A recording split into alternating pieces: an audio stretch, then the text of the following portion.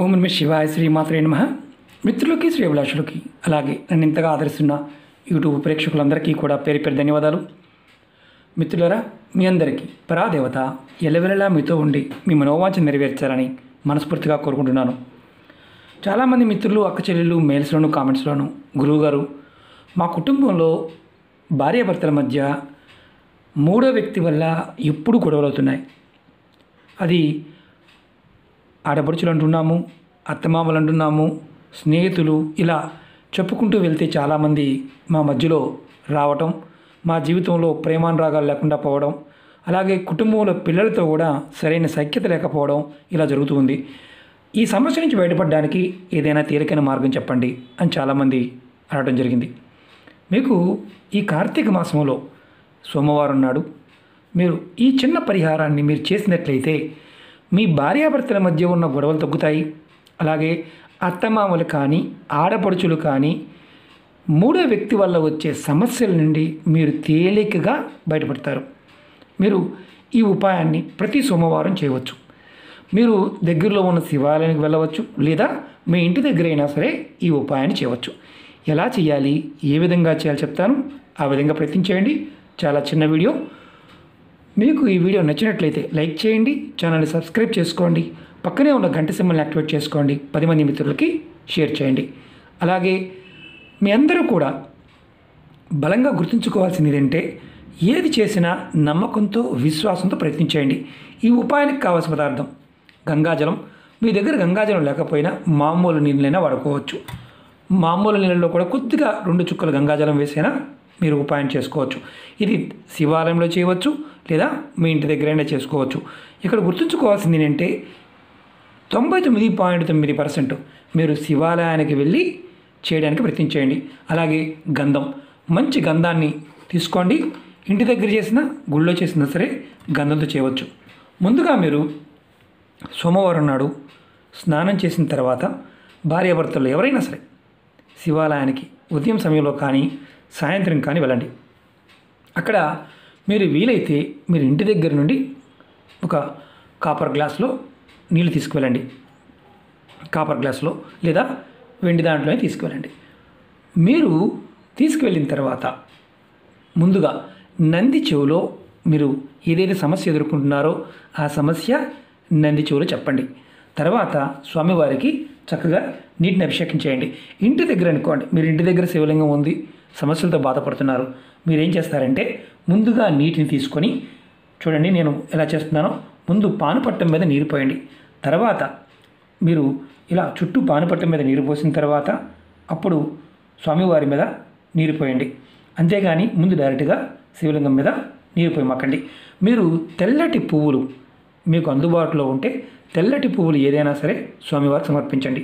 తర్వాత మీరు వీలైతే ఇలా గంధం తీసుకోండి.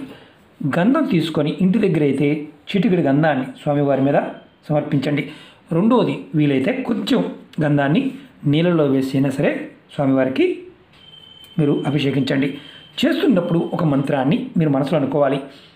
ఈ మంత్రాన్ని మీరు మామూలుగా ఓం నమః శివాయ శివాయ ఇలా అనుకుంటూ ఉంటారు.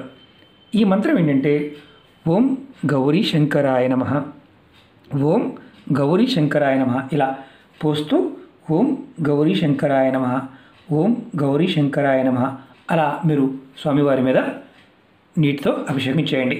పువ్వులు సమర్పించండి. ముఖ్యంగా ఎవరైతే ఈ సమస్యతో ఇబ్బంది పడుతున్నారో వారు ఇంటి దగ్గర కానీ దేవాలయంలో కానీ ఈ నామాన్ని మీరు కంపల్సరిగా ఒక 5 నిమిషాల సేపు మనసులో అనుకోండి. ఓం గౌరీ శంకరాయ నమః, ఓం గౌరీ శంకరాయ నమః.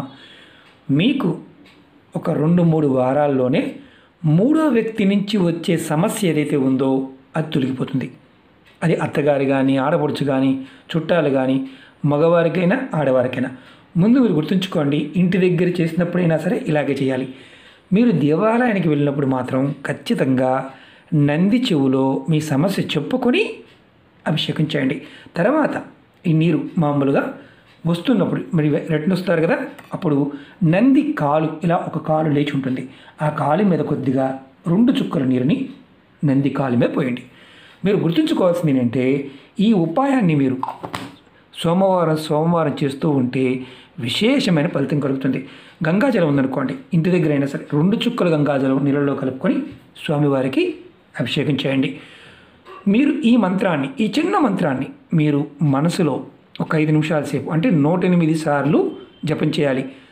మీరు 108 సార్లు జపం చేయలేకపోతే అంటే మీకు సమయం పెట్టుకోండి, ఒక 5 నిమిషాల సేపు. ఇలా మీరు ఈ ఒక్క మంత్రాన్ని నీటితో అభిషేకం చేసి దానిలో గంగాజలం కానీ గంధం కానీ వేసి తెల్లటి పువ్వులు పెట్టి మీరు ఈ మంత్రాన్ని కనుక జపం చేస్తే మీ మధ్యలో భార్యాభర్తల మధ్యలో ఉన్న గొడవలు తొలగిపోతాయి. అలాగే 3వ వ్యక్తి నుంచి వచ్చే ఇబ్బందులు కూడా అలా ఎగిరిపోతాయి. ఈ మంత్రాన్ని మీరు కంపల్సరిగా సోమవారం ప్రయత్నించండి. నియమం చెప్తాను, నెలసరి ఉన్నవారు చేయకూడదు. అలాగే సోమవారం నాడు మీరు ఈ ఉపాయం చేసేవారు మాంసం కానీ మద్యం కానీ సేవించకూడదు. తలస్నానంతో పని లేదు, తలస్నానం చేయాల్సిన అవసరం లేదు. ఇది ఉదయం కానీ సాయంత్రం కానీ మీరు చేసుకోవచ్చు. ఒకటి బలంగా గుర్తుంచుకోండి, సాయంత్రం పువ్వులు దొరకలేదు గురువుగారు అంటే నీటితో అయినా ఇంటి దగ్గర అయినా సరే సమస్యలతో, అది ఏ శివలింగం అయినా పర్వాలేదు, సమస్యలతో బాధపడుతున్న వారు మాత్రం ప్రయత్నపూర్వకంగా చేయండి, ఫలితాన్ని పొందండి. ఈ మంత్రాన్ని మాత్రం ఖచ్చితంగా ఓం గౌరీ శంకరాయ నమః ఈ మంత్రాన్ని మాత్రం కరెక్ట్గా ప్రతి సోమవారం చేస్తూ ఉంటే ఫలితం అద్భుతంగా ఉంటుంది. ఓకే మిత్రులారా, మీకు ఈ వీడియో నచ్చినట్లయితే లైక్ చేయండి, ఛానల్ని సబ్స్క్రైబ్ చేసుకోండి, పక్కనే ఉన్న గంట సింబల్ని యాక్టివేట్ చేసుకోండి, 10 మంది మిత్రులకి షేర్ చేయండి. ఓం నమః శివాయ, శ్రీమాత్రే నమః.